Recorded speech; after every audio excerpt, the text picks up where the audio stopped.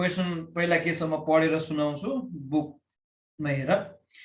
The newspaper vendor buys the paper at ₹3 and sells them at ₹4. But if the paper is not sold on a particular day, it has the salvage value ₹1. The newspaper vendor knows that he cannot sell more than 50 and not less than 45. Construct a payoff and regret table भनेको छ। payoff table पनि बनाऊ र regret table पनि बनाऊ। तर यसमा कुनै डिसिजन लिनु पर्ने छैन। हामीले म्याक्सिम्याक्स, म्याक्सिमिन, मिनिम्याक्स केही गर्नु पर्दैन, खाली payoff table र regret table बनाउनु पर्ने छ है। ल यसको सल्युसनमा here for a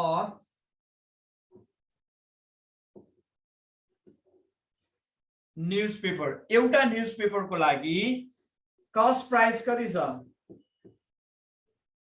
cost price CP equal to rupees, यसले कतिमा किनेको छ? 3 मा। एन्ड सेलिङ प्राइस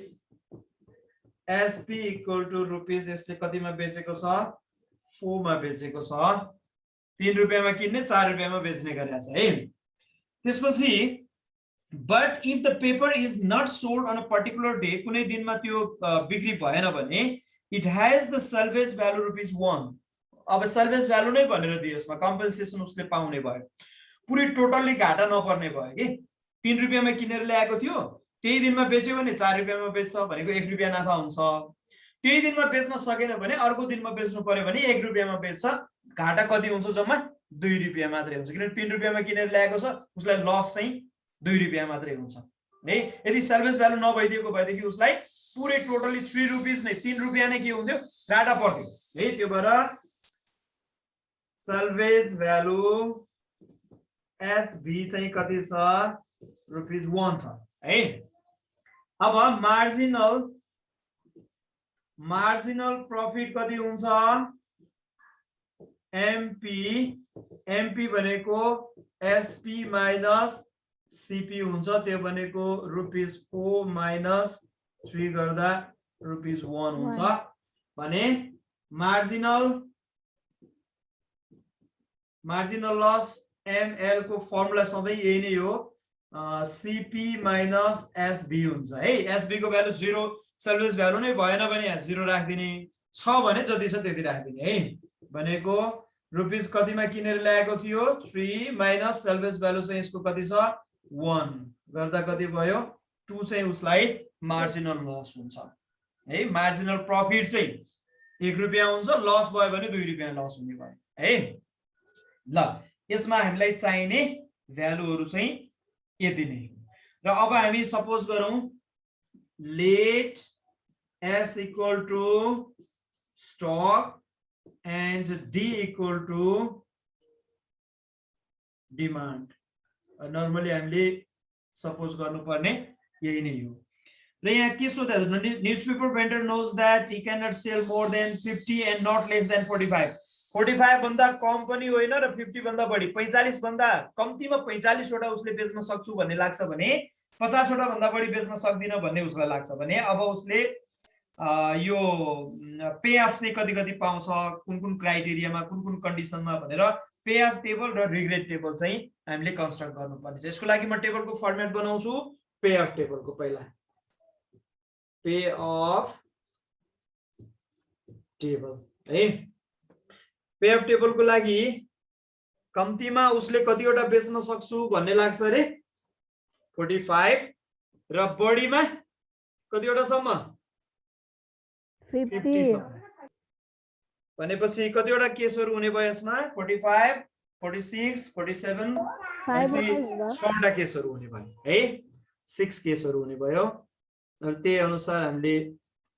कलमको स्ट्रक्चर यसरी बनाऊ 1 2 3 4 5 6 यसरी हुन्छ है। 45, 46, 47, 48, 49, 50 है। र यो गरौँ र डिमान्ड यो साइडमा लेख्ने र स्टक चाहिँ यसरी कोलम वाइज है डिमान्ड चाहिँ यता जाने भनेको D1 equal to 45 D2 equal to 46 D3 equal to 47 D4 equal to 48 D5 equal to 49 र D6 इक्वल टु 50 यहाँ केसहरु अलि धेरै दिएको छ नि अल्टरनेटिभहरु हामीलाई अलिकति धेरै दिएको छ 6 वटा केसहरु 6 वटा डिमान्ड र त्यसपछि 6 वटै अल्टरनेटिभहरु हुने भयो है स्टकमा पनि त्यसलाई डिसिजन अल्टरनेटिभ अथवा स्टक अथवा स्ट्र्याटेजी भन्न सकिन्छ है S1 equal to 45 S2 equal to 46 S3 equal to 47 S4 equal to 48 S5 equal to 49 र S6 equal to 50 ल डिमान्ड मा जतिवटा केसहरु छ यो स्टक साइडमा पनि केसहरु चाहिँ त्यतिवटै आउनु पर्छ त्यतिवटै बनाउँछौं हामीले डिमान्ड र स्टक चाहिँ इक्वल हुने गरेर बनाउनु पर्छ ल यो भयो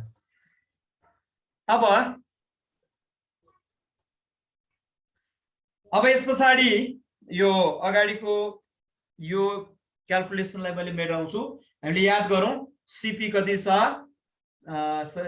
सीपी र एसपी त याद गर्नु पर्दैन तर एमपी र एमएल कति छ भन्ने कुरा चाहिँ हामी याद गरौँ है मार्जिनल प्रॉफिट छ 1 र मार्जिनल लस छ 2 है ल अगाडिको यो सुरुमा गिवन भ्यालु र अगाडिको वर्कआउटलाई मैले मेटाइदिन्छु र हामी अब पे अफ भ्यालु कसरी क्याल्कुलेट गर्ने भन्ने केसमा हामी जाँदै छौं अब है पे अफ भ्यालुको लागि दुईवटा केसहरु छ यो सधैं याद गरिराख पे अफ भ्यालु क्याल्कुलेसन गर्नको लागि दुईवटा केस छ त्यो दुईवटा केसहरुमा फर्स्ट केस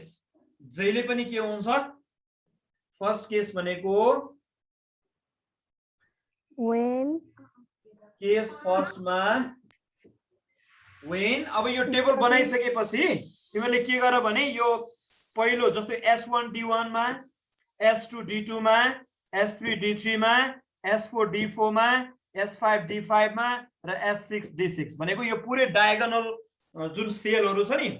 डायगोनल सेलमा तिमीले मार्किङ गरेर कहीं यसो प्वाइन्ट टिक लगाऊ के मैले जसरी गरेको छु त्यसरी नै गर्दाखेरि सजिलो पनि हुन्छ र त्यो भन्दा राइट ह्यान्ड साइड तिर है भनेको यो डायगोनल भन्दा माथि डायगोनल र डायगोनल भन्दा माथिको सेलको लागि यो फर्स्ट केसले काम गर्छ र सजिलोसँग आउँछ फेरि यो फर्स्ट केस एकदमै सजिलो छ है when stock अब हेर त यो S1 र D1 हेर यो बराबर हो कि इक्वल छ कि छैन S1 D1 भनेको सफिक्स बाटै थाहा छ इक्वल छ त्यसपछि यतापट्टिको केस राइटमा जाँदाखेरि त यो आउँछ नि यो सेलमा S1 D2 भनेको डिमान्ड बढ्यो स्टक त्यति नै भयो भनेको मतलब स्टक चाहिँ के रहेछ less than or equal to demand रहेछ है stock is less than or equal to demand भएको केस रहेछ यदि बिर्सिहाल्यो केस फर्स्टमा के होला भन्ने बिर्स्यो भने पनि यो टेबलबाट हेरेर थाहा हुन्छ के टेबलमा यो जुन डायगोनल छ डायगोनल भन्दा उतापट्टि जाँदाखेरि S1 D1 बराबर भयो S1 D2 भनेपछि D2 बढ्यो भनेपछि डिमान्ड चाहिँ के रहेछ धेरै रहेछ स्टक भन्दा डिमान्ड धेरै भएको केस रहेछ अथवा इक्वल भएको केस रहेछ भनेर यसरी सम्झिने है अब यो केसमा के हुने रहेछ भने पे अफ भ्यालु भनेको यसको फर्मुला के हुन्छ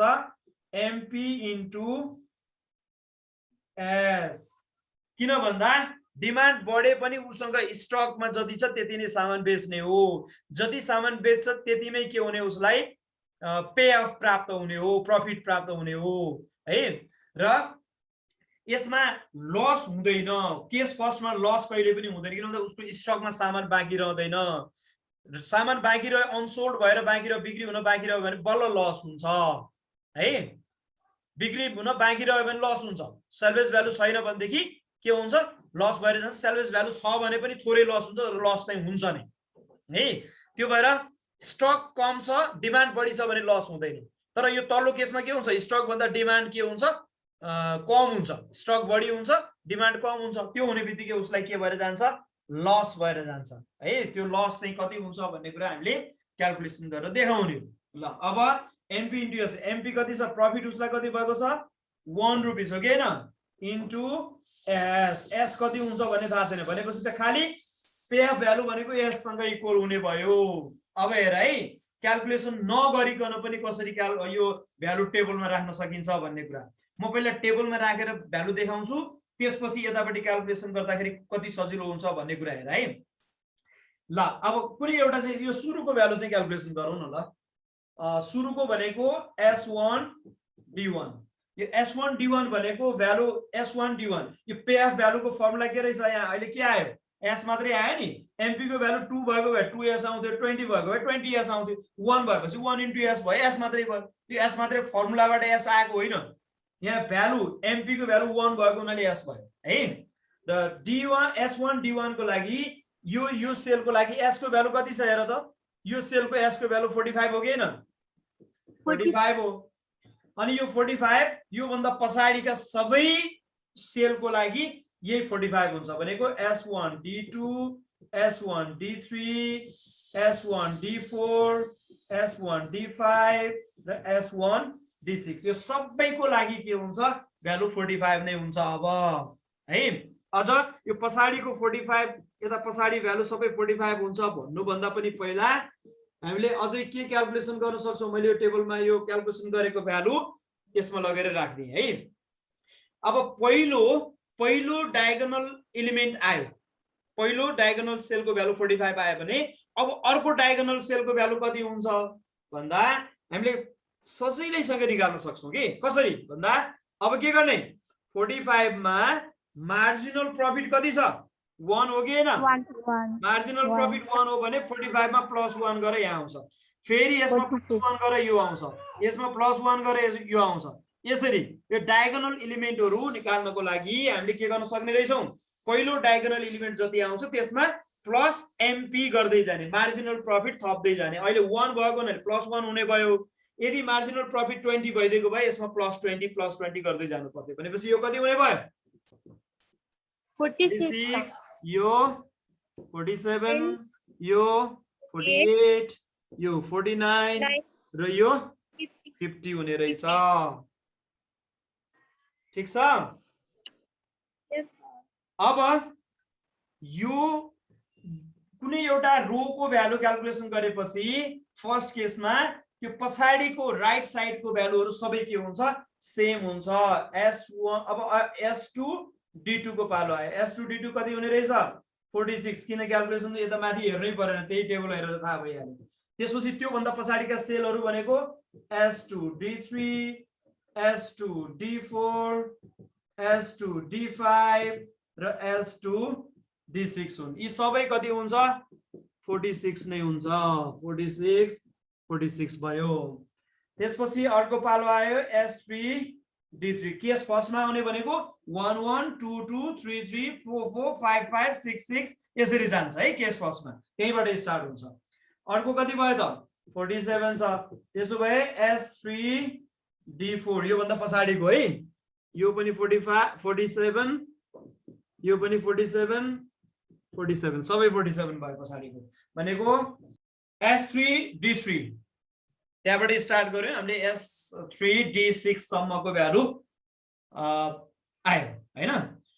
अब यसपछि S4 D4 बाट हेरौँ अब S4 D4 यो भ्यालु कति छ 48 छ भने यो भन्दा पछाडीको सबै value S4 D5 S4 D6 यहाँसम्मको value चाहिँ के हुन्छ सेम हुन्छ किनभने यो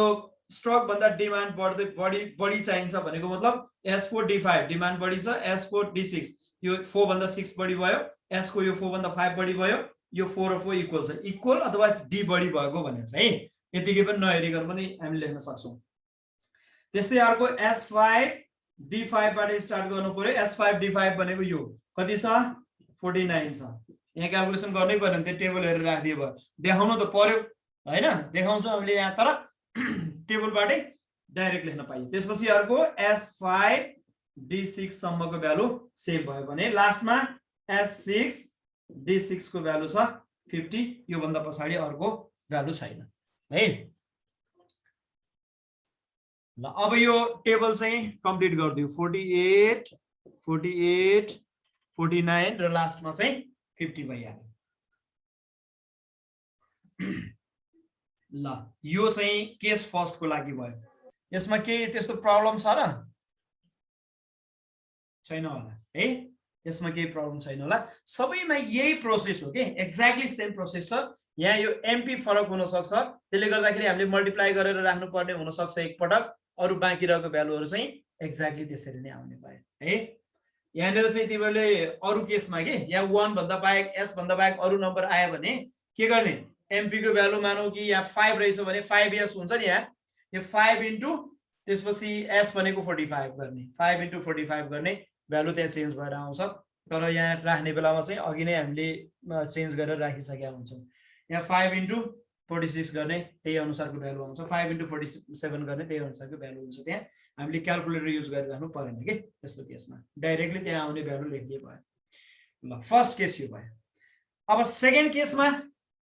मैले यो मेटाइदिए है अर्को सेकेन्ड केस यहाँ लेख्न आउँदैन फेरि त्यो भएर सेकेन्ड केसको लागि भनेर मैले यहाँनिर चाहिँ माथिबाट स्टार्ट गर्छु फेरि सेकेन्ड केसको लागि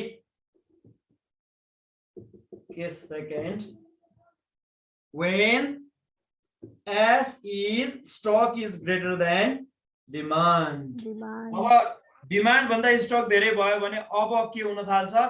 लस हुन थाल्छ त्यही दिनमा बेच्न सकिएन त्यो आइटम भनेदेखि के हुन्छ अब सेल्वेज भ्यालु थोरै भए पनि लस त भएरै जान्छ मार्जिनल लस त त्यहाँ आइरहेछ है 2 रुपैयाँ लस हुन्छ भनेर आइरहेछ भनेपछि जब स्टक धेरै हुन्छ डिमान्ड कम हुन्छ स्टकमा सामान बाँकी रहन्छ अनि त्यसपछि के हुन्छ त्यो लस हुन थाल्छ त्यहाँ प्रफिट पनि होला केही सामान त बिक्री पनि हुन्छ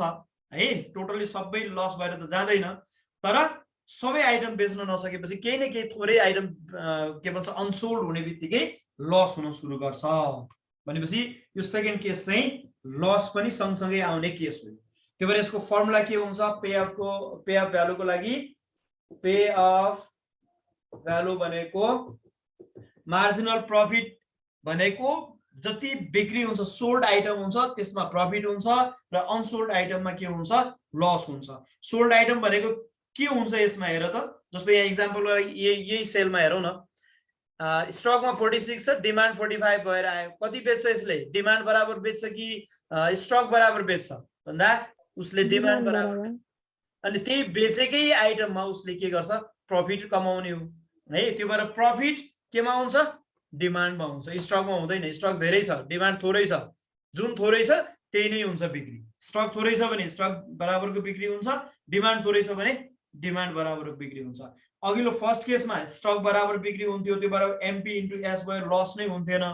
भने यहाँ चाहिँ एमपी इन्टु डी त हुन्छ डिमान्ड बराबर त बेच्छ जस्तो 46 वटा आइटम उसँग थियो 45 वटा त बेच्यो ठीक छ प्रफिट त्यहीबाट आउने भयो उसलाई तर एउटा आइटम चाहिँ अनसोल्ड बाँकी रहने हो त्यही भएर त्यसमा चाहिँ के हुन्छ उसलाई लस हुन्छ प्रफिटबाट उसलाई के गरिदिने यो लस चाहिँ घटाइदिने मार्जिनल लस इन्टु कति बराबर लस हुन्छ भन्दा अनसोल्ड आइटम बराबर लस हुन्छ तर अनसोल्ड आइटम कति हुन्छ त भन्दा S2 माइनस D1 भनेको स्टक माइनस डिमान्ड गरिदियो भने स्टकमा 46 डिमान्डमा 45 छ भनेपछि 46 माइनस 45 इक्वल टु 1 हुन्छ त्यही एउटा जुन न्युजपेपर छ एउटा आइटम छ त्यो एउटा आइटम बराबर उसलाई के हुने भयो लस हुने भयो एउटामा जति लस हुन्छ त्यही बराबरको लस हुन्छ भनेको मतलब S माइनस D बराबर यसलाई लस हुन्छ है हामी चाहिँ यसमा भ्यालु राखौं एमपी भनेको 1 छ 1 इन्टु डी माइनस एमएल भनेको 2 छ 2 इन्टु एस माइनस डी गर्ने यसलाई सिम्प्लिफाई गरेको हो है यो हामी यही फर्ममा म भ्यालु राख्छु पछाडी लगेर भन्न पनि पाइन्छ नमिल्ने होइन तर यहाँ डी को भ्यालु दुई पटक राखिराख्नु पर्यो के दुई ठाउँमा त्यो भन्दा एकै ठाउँमा राख्दा सजिलो हुन्छ D minus 2s minus minus plus 2d हुन्छ अनि यो d प्लस 2d गर्दा 3d माइनस 2s भयो अब d को भ्यालु एक ठाउँमा s को भ्यालु एक ठाउँमा राखिदियो भने यो पे अफ सजिलैसँग आउँछ त्यसैको लागि हो यो सिम्प्लिफाई गरेको नभए यसैमा लगेर राखिदिन्छु डाइरेक्ट भन्न पनि पाइन्छ अब S2 D1 को पालो यो हेर त यो सेलको नाम S2 D1 हो S2 D1 को भ्यालु कति हुन्छ पहिला यहाँ राखौं न ल क्याल्कुलेसन गर्नुभन्दा पहिला यहाँ राखौं त्यसपछि अनि त्यसपछि यतापट्टि भ्यालु ल्याएर राखौं ल हुन्छ कि हुँदैन त्यहाँ भ्यालु आउँछ कि आउँदैन भनेर चेक गर्नको लागि एउटा भ्यालु S2 D1 मात्रै क्याल्कुलेसन गरेर हेरौँ है उदाहरणको लागि तिमीहरुलाई यो एउटा कन्फिडेन्स पनि बढ्छ हैन S2 D1 भनेको यही 3D - 2S मा लगेर S र D को भ्यालु लगेर राख्दियौ त S2 D1 को लागि यो D को भ्यालु कति छ हेर त यसको लागि D को भ्यालु कति छ 45 छ 45 गर -2 कन्स्ट्यान्ट यो फर्मुलामै छ S को भ्यालु कति छ 46 छ ल यो क्याल्कुलेसन गरेरै भन त मलाई क्याल्कुलेटरबाटै क्याल्कुलेसन गरेर भन त यसको भ्यालु कति हुन्छ 48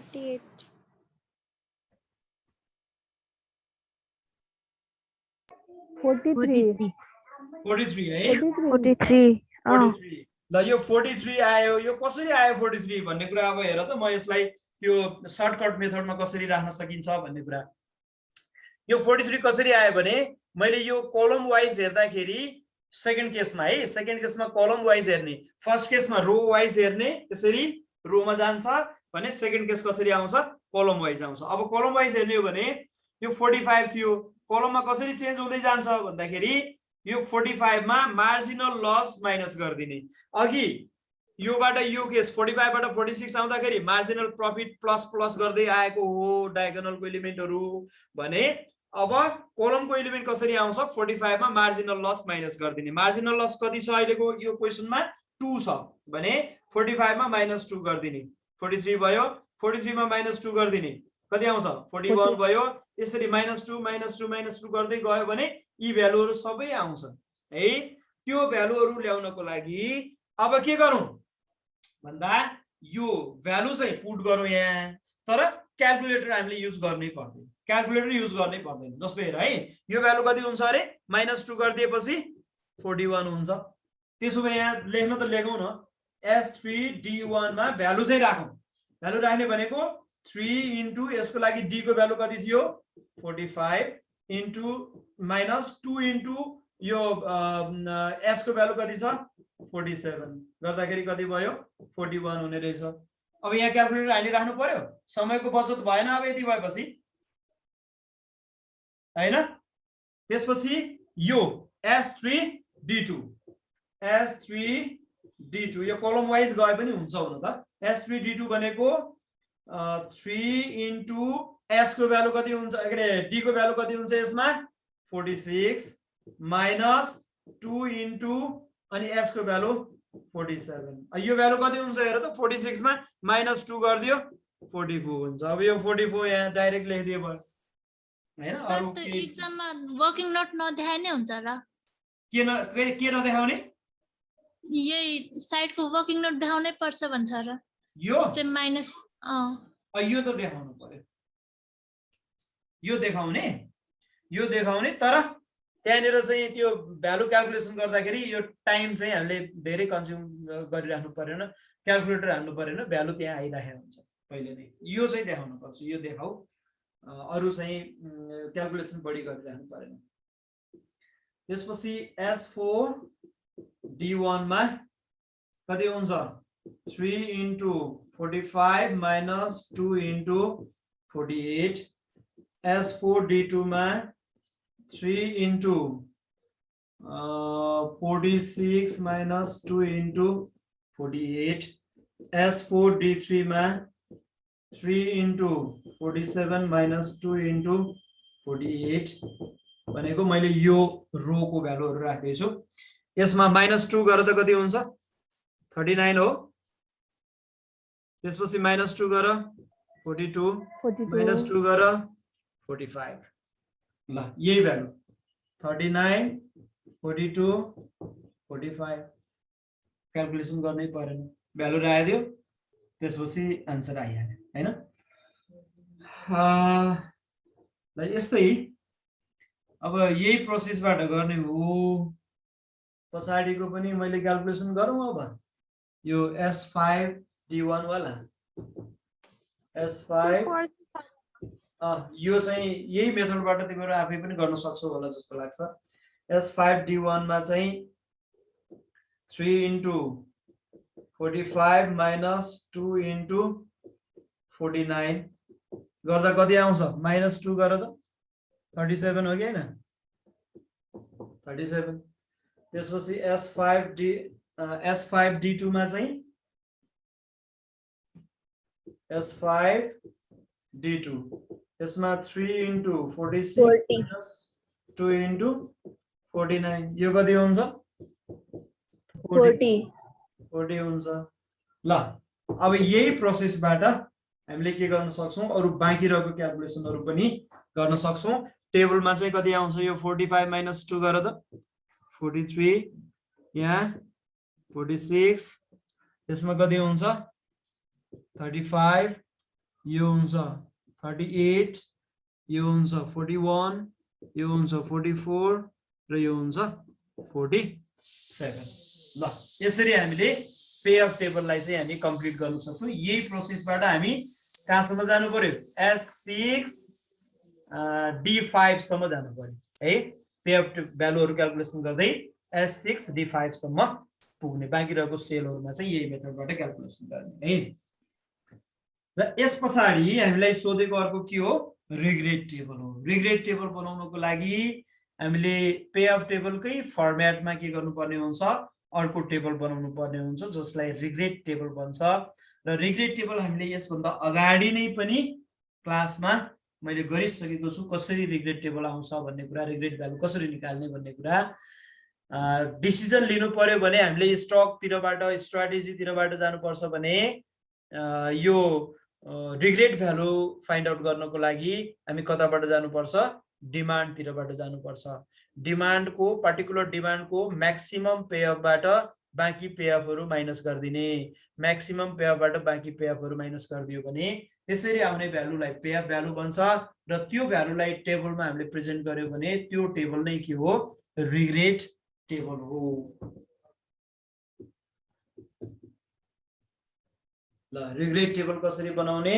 सेम प्रोसेस छ त्यसरी D1 equal to 45, D2 equal to 46, D3 equal to 47, D4 equal to 48, D5 equal to 49, र D6 equal to 50 गर्ने यस्तै यसमा S1 equal to 45, S2 equal to 46, S3 equal to 47, S4 equal to 48, S5 equal to 49, र S6 equal to 50. यसरी के गर्ने टेबलको structure चाहिँ यसरी बनाउने अब यसपछि रिग्रेड भ्यालु कसरी राख्ने त त्यहाँ रिग्रेड भ्यालु यो हेर त पर्टिकुलर डिमान्ड भनेको D1 छ यो D1 को पर्टिकुलर डिमान्ड को मैक्सिमम पे अफ बाट अहिले हेर मात्र है टेबल अलि पछि बनाउँदा पनि हुन्छ यो मैक्सिमम पे अफ यो D1 को मैक्सिमम पे अफ भनेको कति हो 45 हो त्यो 45 बाट बाँकी यो सबै पे अफहरु के गर्दिने माइनस गरिदियो भने यसरी आउने भ्यालुलाई के भन्छ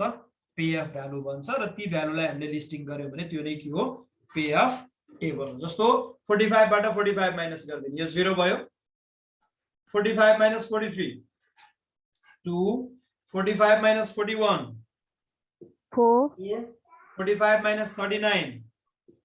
6 45 minus 37 8 45 minus 35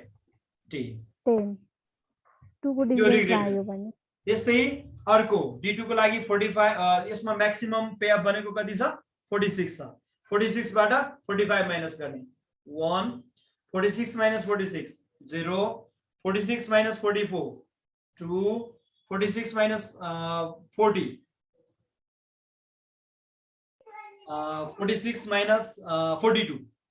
4 46 minus 40 6 46 minus 38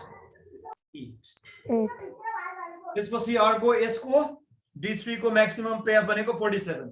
47 minus 45 गर्ने 2 47 minus 46 1 47 minus 47 0 47 minus 45 2 अनि 47 minus 43 4 47 minus 41 6 तल चाहिँ 2 को 6 हुँदै 2 को रेटमा इन्क्रिज हुँदै गएको छ माथि चाहिँ 1 को डिफरेन्समा डिक्रिज हुँदै गएको छ तलमा है त्यस्तै अब 48 minus 45 गर्ने 3 यो 2 1 0 2 4 यसरी नै चेन्ज हुन्छ होला है त्यसपछि अर्को 49 को यहाँ 0 हुन्छ 1 2 3 4 यहाँ चाहिँ 2 भयो त्यसपछि यहाँ 0 हुन्छ यहाँ चाहिँ 1 2 3 4 5 यो प्याटर्न हेर्ने के कसरी चेन्ज भएको छ भनेर प्याटर्न यो 0 भन्दा डायगोनल एलिमेन्ट भन्दा माथि चाहिँ 1 2 1 1 को डिफरेन्समा चेन्ज भएको छ भने तल चाहिँ 2 को डिफरेन्समा चेन्ज भएको छ यो प्याटर्नलाई हेरेर हामीले चाहिँ यतिकै लेख्न पनि सक्ने भयो नभएदेखि यसरी हतार गरेर त्यसपछि टेबलमा भ्यालु राख्न हुँदैन एक्चुअली माइनस गरेरै यो रिग्रेट भ्यालुहरु पत्ता लगाएर त्यसपछि यहाँ लेख्दाखेरि भर्दाखेरि चाहिँ के हुन्छ रिलायबल पनि हुन्छ र त्यो मिस्टेक हुने चान्स पनि कम हुन्छ है ल अब तरिका चाहिँ यो हो पे अफ टेबल पनि मैले पुरै कन्स्ट्रक्सन गरे रिग्रेट टेबल पनि बनाए र यो भन्दा अगाडिको क्लासमा हामीले के पनि गर्यौं ईएमबी ईपीपीआई ईबीपीआई यो सबै क्याल्कुलेसन पनि गरेका छौं त्यो भएर अब यो गरिसकेपछि अब यसभन्दा अगाडिका प्रब्लमहरु पनि तिमीहरुले आफैले गर्न सक्छौ त्यो गर्ने प्रयास गर प्र्याक्टिस गर नमिलेको नजानेको खण्डमा फेरि सोध्न सकिहाल्छौ